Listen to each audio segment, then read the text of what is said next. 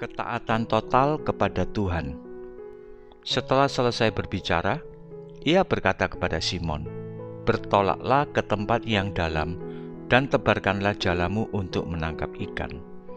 Simon menjawab, "Guru, telah sepanjang malam kami bekerja keras dan kami tidak menangkap apa-apa.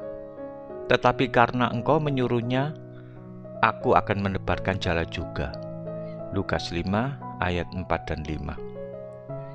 Dalam kisah ini diceritakan ketika Yesus memerintahkan Simon untuk menebarkan jala-jala. Namun Simon hanya menebarkan satu jala saja, yang akhirnya mengakibatkan jala tersebut koyak. Jika kita merujuk pada terjemahan KJV, pada ayat 4, Tuhan menyeru menebarkan nets, jala-jala. Tetapi pada ayat 5, yang Petrus tebarkan adalah net, satu jala saja. Peristiwa ini menggambarkan bahwa Simon memang taat, tetapi tidak sepenuhnya taat. Kita tidak boleh membiarkan kehidupan kita terpecah-pecah. Tuhan tidak menginginkan ada yang rusak dalam kehidupan kita. Jika kehidupan kita terpecah-pecah, berarti ada yang kurang dalam ketaatan kita kepada Tuhan. Ketaatan yang dimaksud di sini adalah ketaatan total. Artinya, bukan hanya taat dalam satu hal saja, tetapi taat dalam segala hal. Sebagai contoh, jika kita taat dalam memberi, tetapi tidak taat dalam mengampuni, maka itu juga belum bisa dikatakan sebagai ketaatan yang total. Atau taat dalam hal kerajinan beribadah, tapi masih menyimpan dendam terhadap tetangga, misalnya. Ini belum bisa dikatakan ketaatan secara sepenuhnya. Ketaatan harus total dan menyeluruh. Jadi, tidak ada pemisahan antara hal-hal yang bersifat sekuler dan rohani. Ketaatan harus tercermin baik di dalam gereja maupun di dunia kerja.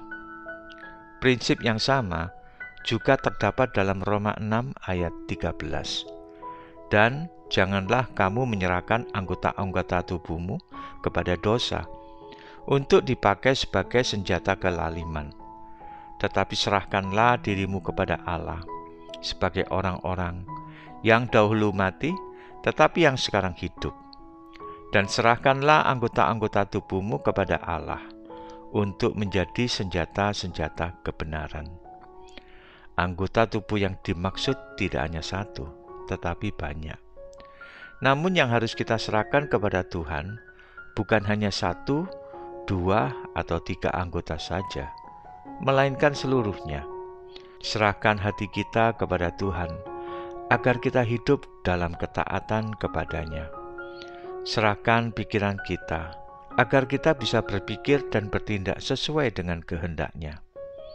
Serahkan mata kita agar kita melihat dunia dengan pandangan yang bersih dan penuh kasih. Serahkan tangan kita agar kita dapat melakukan pelayanan dan memberkati sesama.